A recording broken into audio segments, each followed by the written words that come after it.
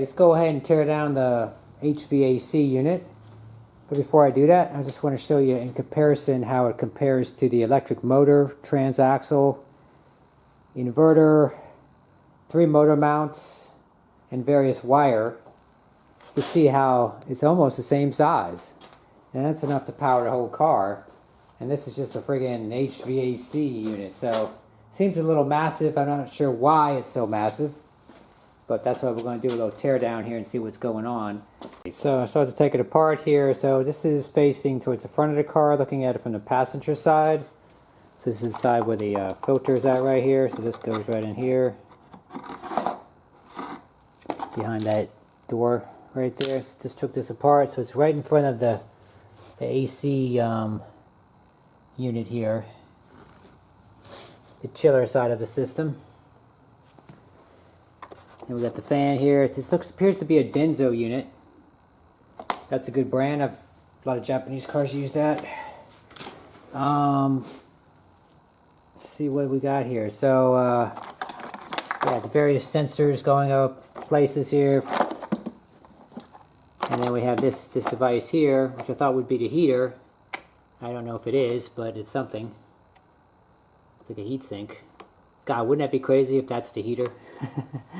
I don't know. It's in the airstream here. It's like this is where it's at here. So it's resting right in here. So AC, possibly heat, fan, and mystery space down here. So let's find out. The various flapper control units right here, just to kind of control your vent settings. Here's the actual fan right here. So it's not really all that big. And then on the other side, on the driver's side, we have something with an orange wire. Now this looks a little more promising. That looks a little more substantial here. So high voltage cabling. This has to be the heater on this side. Now that is undoubtedly the heating system. It's pretty substantial. Feels pretty heavy. Looks like high quality, well built item. I don't know who makes it. Doesn't say on it. Doesn't say how many kilowatts it is either, but we will find out when we bench test it a little later. So that goes in right here on the driver's side, pulling out towards the driver. Put that off to the side here. And so, yeah, I don't know what else is in here. It's still a mystery. If you look at these items, it's not that many items here. We still got a big hollow piece of plastic. I don't know what's going on here. So let's take this apart. So there it is.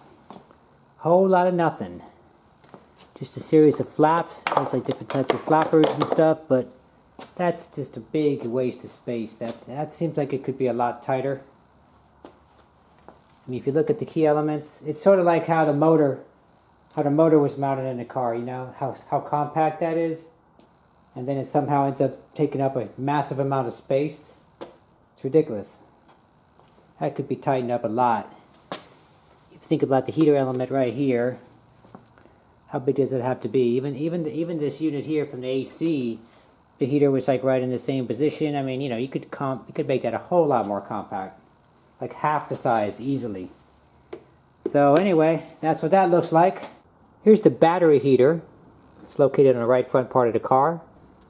This weighs about 8.4 pounds, and I honestly, truly believe that this thing is probably about as useless as it gets here. I don't think that this thing kicks in very often, and if it does, it's doing it excessively for no reason, for no benefit.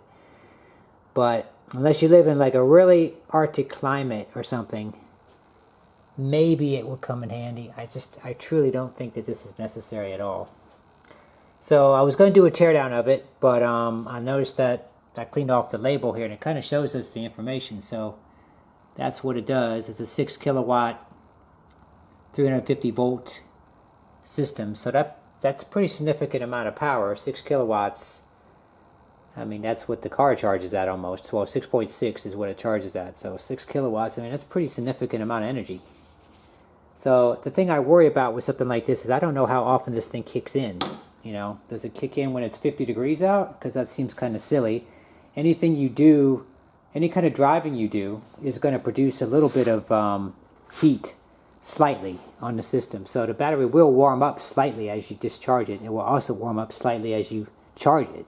And if you go down a steep hill and you regen brake at, you know, putting out 40 or 50 kilowatts of energy like a fast charger, you're going to heat up the battery a little bit. So I just don't think that it's necessary to have a battery heater at all. But that's just my opinion. Anyway, maybe a future episode of Modified will look at bypassing that. Here's the electric AC compressor.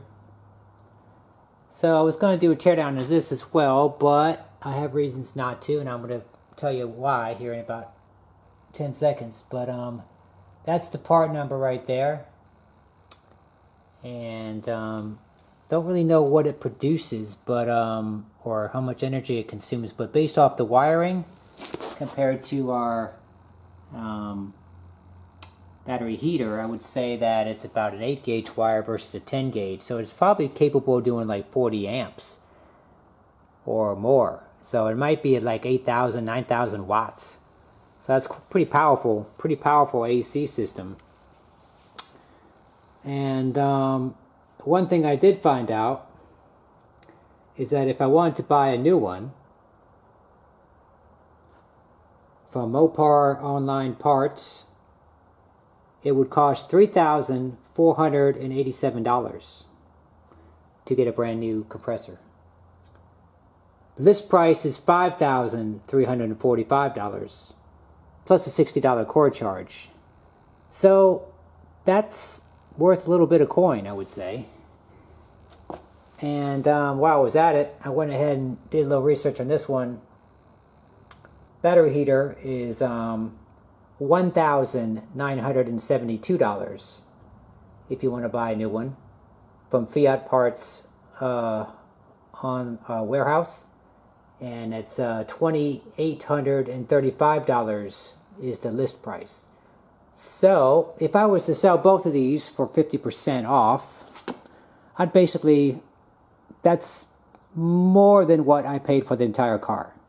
So kind of interesting. Here's our heater that's located in the HVAC system inside the car. It's a nice quality piece. I couldn't find out very much as far as the specs on it, and I didn't really want to tear it down. I'm going to tell you why.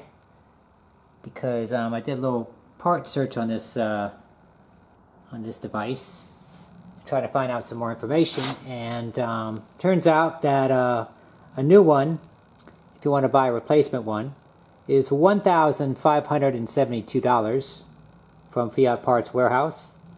List price is $2,185. So not exactly a cheap device here. It's like this car has the wrong F car, I think. This is more like Ferrari prices on this car, not Fiat prices. But interesting. So don't really want to mess with that too much. Want to leave that just the way it is. Looking at the steering wheel here, just show you a little bit of a close-up of what it looks like up close, behind the scenes. So just wanted to show you a few things about it. I know some people might be asking, is this thing actually leather? Well, because to me it feels like cheap vinyl plastic, but it does appear to be actually leather. There is like a material in here that suggests that it's leather. It doesn't look like it's vinyl. Although this has got to be the hardest plasticky leather that I've ever felt. It just feels like synthetic plastic to me, but anyway, it is actually leather. And so as far as getting the airbag off, this is there's a couple little places here where you can take the pins off right here. I tried doing that, it wasn't working for me, so I ended up cutting off the whole plastic case that's behind it. It doesn't really matter since I'm demolishing this thing anyway. It doesn't really make the slightest bit of difference to me, but just to show you how the airbag comes out, I'll go ahead and show you how to do that. So the idea is that you would be using that little hole right there. You just like a little clip right here. You just push down on it and see it locks. You hear it click. We're going to do this side right here. It clicks right there, and then it pops out like that. And then that's how it comes out right there. So they'd have easy access to the bolt and the other stuff. So that's how that goes.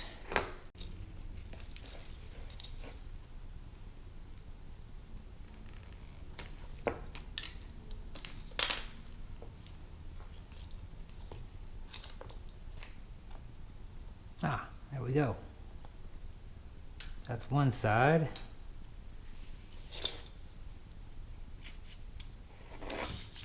Alright, so there it is right there. So that's all the electronics out of the steering wheel. It comes out pretty easy. Not too hard to do, just a systematic process, like anything. And now this into the trash, or into the, I guess we got some steel here. We can probably recycle part of this. And now let's go ahead and tear down the seats, shall we? So this is, this particular seat right here is the passenger seat. And I just weighed it. It's about 53 pounds or so. It was heavier, but it's just kind of bulky, so I think that's what gives the illusion that it's heavier. It's still pretty heavy though. It's not lightweight, but not as heavy as I originally thought. But I know we have an airbag in here. We know we have an airbag right there, and we know we have seat heaters, and we have wires going to the safety belt right here. So that's like going in here, letting you know that you're tapped into the that you're clicked in, that your seat belt is fastened. And it all connects with just one wiring loom right here to the car. But as you can see, there's a whole bunch of little wires going on here, so I'm not sure what all those are going to. So I know we have seat heaters, and we know we have, this looks like seat heating element right here maybe. But let's go ahead and find out what's all going on in here. Just took off the side panels. That's the first step. It's a little bit easier to get to the sides. All the bolts we're going to take off here. Yeah, I'm not sure what's going on with the wiring. So we have, I know this is just a simple 2-wire going in. I could probably just cut this right here and then mend it into the new system. There's really no reason to take that out in its entirety. But all this other stuff, I can't figure out what all these wires are for. It's ridiculous. It's not a power seat. Why is there so many wires in here? This makes no sense whatsoever. Anyway, next step, we're going to go ahead and unzip this right here. It looks like this right here is our heated seat wiring right here. The wire that wraps around here and goes back in. It's actually right here. If you can see that, you can see how it goes in there. Touches a little pad right there. Exact same way that a heated mattress pad works. It's fundamentally the same concept. So we'll go ahead and investigate a little further here. I'll show you like a little something here. If you ever want to remove the armrests, I've done this on my other car before, but just for ease of display here, I've cut this open just to show you a little bit more. You don't have to cut it open, but you can actually, it's going to read a lot better here. So there's like a little circlip, I think, that's in there. And so all you have to do is you have to just reach in there and take that little clip off there, and then that whole thing just comes right out. Here's the seat with the foam and the fabric removed. Just a bit of a process there to take it off. Show you what the metal frame looks like. This is the airbag right here. It's actually pretty compact compared to some of the others. Integrates in there pretty nicely. Still a very heavy piece of steel right there. That's pretty much all scrap. The stuff that I want is the wiring harnesses. And still some of these things are still mystery items. Like this one, for example. I'm still not sure what this is. But we'll find out. To show you some of the stuff here. So the seat heaters are here.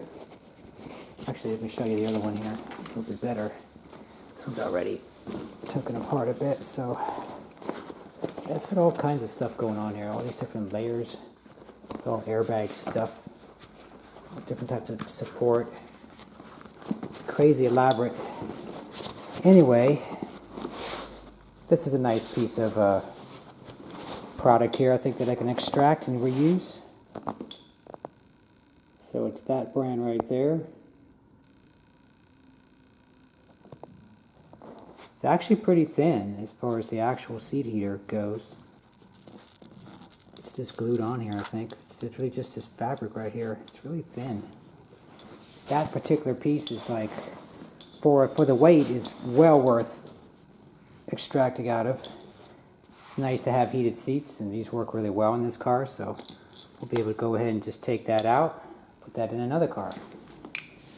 Some more information on the some of the mystery boxes on the car. So I've done a little research on it. So we're starting underneath the dash on the passenger side. There's a module up underneath, right by the glove box, basically. So this is a Blue and Me module, about $347 replacement part. So that's for the Blue and Me system, Bluetooth, I guess, and Me. Frankly, I don't even use that very often, so I don't even know exactly what all that is. And then by the IP, right by the just to the right of it, right below where the nav system would be plugging in, we got the telematics box here. I was under the impression that this doesn't even function, but anyway, it's a part that's available. This is the 2015 version. It has the C extension on it. The prior years were B and A. I guess it's every year they updated it, so this is a slightly newer one for 2015. So this is a $506 on Mopar part. And then this is a part that's common on all Fiat 500s and probably several other cars. It's actually the occupant restraint system. So this is only $139. And this is located down right basically where your feet are at, between the driver and the passenger. Right down lowest part of the car, center. And then back from there, back where the handbrake is at, this is the yaw control for the ABS and the electric stability control. And this is another part that's actually very commonly available. Since it is commonly available, it's like 20 bucks on eBay pretty much. So it's actually very, very inexpensive. So depending on what we're talking about here, the prices can be all over the place. But common parts are definitely a good thing. Okay, we got a couple more modules here, last of the mystery boxes. So this is located in the back of the car by the right rear part of the car by the charging port basically, but it's hidden sideways in the back, underneath, behind the carpeting and all that.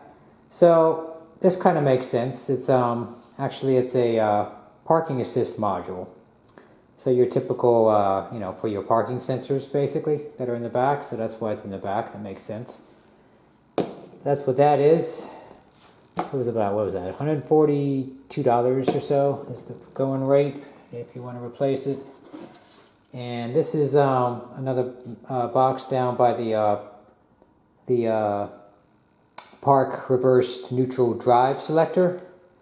And this also makes sense. It's right next to it, so it's actually the gear selector module. So specifically for the 500E, and it's about $88, I guess, is the going price.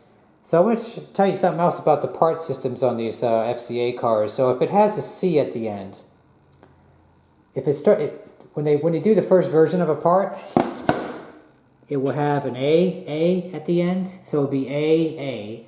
And then the second version of it will be AB, and the third version will be AC, like this one right here. So we know that this is the third generation of this. So this is a 2015, so it looks like they changed it each year. So 13 they had AA, and then 14 they had AB, and then at some point they changed to AC. So kind of an interesting pattern too. Also, all the part numbers generally have a 6 to start with, although sometimes they have a P0. And sometimes you type in P and then the number, and sometimes it matches, sometimes it doesn't. Other times you have to omit the P and then type in the number, and it will show up. It's kind of funny. But generally it has a 6, but it has either a P or a 0, and then it always has the AC, AB at the end, depending on what version of it is. I saw an AF on one of these parts, so it was a 5th generation part. But anyway, thought that'd be kind of helpful for you guys to know. Alright, so our room is getting much bigger now, which is the way I like to see it. We've reduced our pile down significantly, keeping only the quintessential stuff here. So I've got stuff on this side of the room, which is basically parts that are going to be either sold or repurposed. So I've got like airbags right here, I've got some tail lights, you know, miscellaneous bits and pieces here and there. All stuff I'm not going to be able to use too much and probably will be selling. But there's also some of the stuff like this sound deadening material. This is good solid sound deadening material, so I'll be able to repurpose it, probably modify it to fit the shape of the new car. But I could actually use that, you know, for sound deadening. So that's, I could repurpose some of this stuff. I got some window regulators down here. Weather stripping I'm probably not going to keep, but I just have it for now because why not? I mean, you know, I can always throw it away later. And over here we have all the stuff we need basically for an EV conversion. I think this is what it comes down to. Without all the extra crap, we basically have just the essential stuff now. So I believe I could pretty much use all of this stuff. Okay, maybe not everything. I don't need the speakers. Probably don't need the speakers, but you know, maybe that possibly I could. I mean, if it just so happens that the car that I'm updating has old speakers, I might be able to use those as well. So that would be good too. So okay, some of this stuff, yeah, I'm probably not going to keep this though. This needs to go to the other side of the room. But essentially, we have everything we need right here. So the seats have been reduced down to just the wiring harnesses and the heat heaters, or seat heaters. And that's the stuff we want. Basically, all of this stuff I believe we'll be able to transfer over. We'll be able to take the ABS, the electric stability control, the tire pressure monitoring system if we want it, the parking assist module if we want it. Obviously, we need the CPU.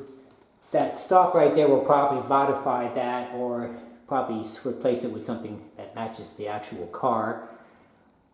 Not carry it over, but we'll have to do a little translation there and figure out what the wiring is and all that. And then cruise controls, we're going to need that type of stuff. Selector switch, we're going to use that. We'll probably be able to transfer a mirror over, auto dimming mirror. I don't see any reason why not. We have all the wiring for it. There's no reason why that wouldn't work. And Bluetooth, we could probably get that to work. Yeah, most of this stuff. Okay, so something like this is, for now, I'm keeping it. This is the actual occupant restraint system, basically the airbag system. So we're probably going to be nixing that, but for now, I want to be able to plug it in and then just basically systematically disconnect stuff as I find I don't need it. So if we can get away with it, that's good. I mean, obviously we're going to get codes when we start disconnecting stuff, but some codes might prevent the car from running, and then other codes might not be able to. Might have no effect whatsoever. And so that's what we're going to find out next time